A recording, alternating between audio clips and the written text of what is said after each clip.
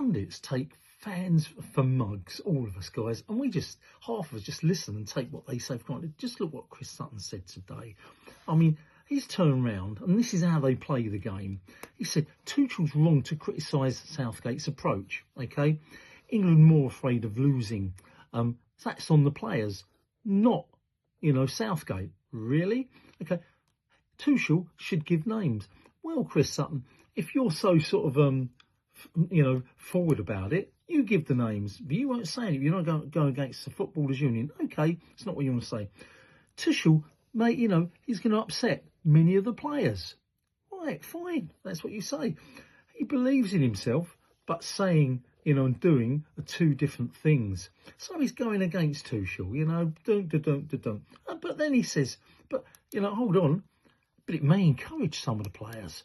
They may like some of the positive thoughts that he's putting forward, and they, some of the players, could be positive towards that. In other words, what he's doing, he's pulling it, knocking Tuchel, and then rolling it back, so that whatever happens, if Tuchel screws up, he can turn around and say, well, look, he criticised Southgate. At least Southgate got us into finals and semi-finals.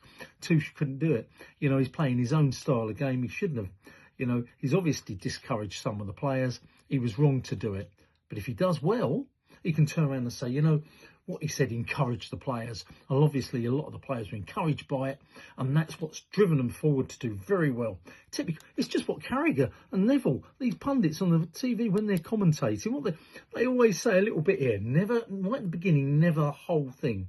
It's a little bit of negativity there, a little bit of positive there. During the game, they'll say one, a certain thing. And then 10 minutes later, they might say, oh, he didn't do very well there. Or he's not, not playing very well. Great. And then later on, if that guy scores a goal, 2 goals, he'll say what he said first.